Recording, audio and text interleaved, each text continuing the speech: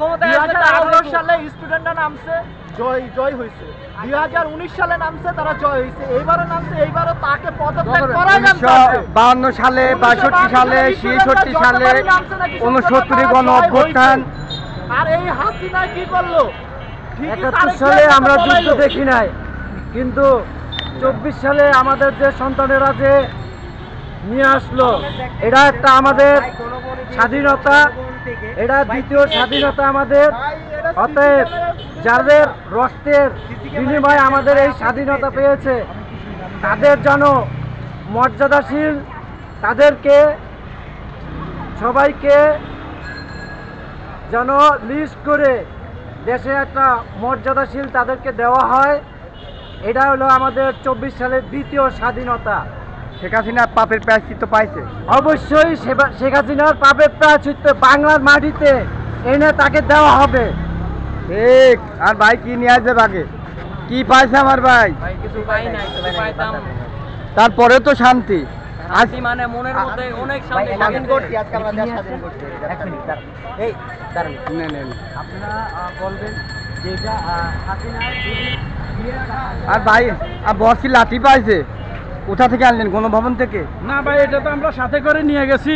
কয়টার সময় বের হয়েছেন বাসা থেকে? আমরা তো বাসা থেকে বাইরেছি সকাল 10টা।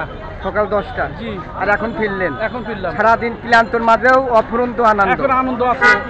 সারাদিন যে ক্লান্ত ছিলাম, এত খুশি, এত আনন্দ। এই 17 বছরে এত আনন্দিত ছিল, এত আনন্দ আর মানে বাংলার জনগণ আর হয় নাই। আপনি কি ভাবলেন যে শেখ হাসিনা এত দ্রুত পতন হবে?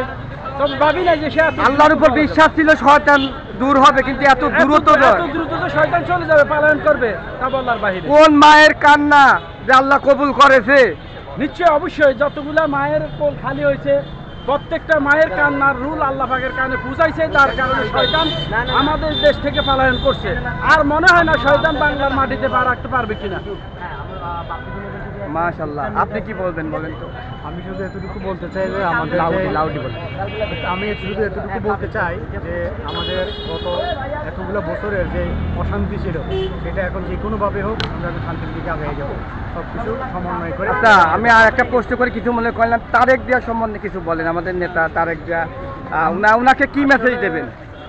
তারেক জিয়া বলেন, এই মুহূর্তে যারা আমাদের দেশের জন্য নাহিদ এবং অন্যান্য ইয়েদের নেতৃত্বে যারা আমাদেরকে নেতৃত্ব দিচ্ছে, যাদের কল্যাণে সকল মানুষের রাস্তায় একত্রিত হয়েছে, নেমে এসেছে, তাদের জন্য আমরা শুভকামনা করি। কিন্তু এই মুহূর্তে তারেক জিয়ার কোনো ভূমিকা, কি ভূমিকা আছে না আছে, সেই কথা বলা যাবে না ভাই।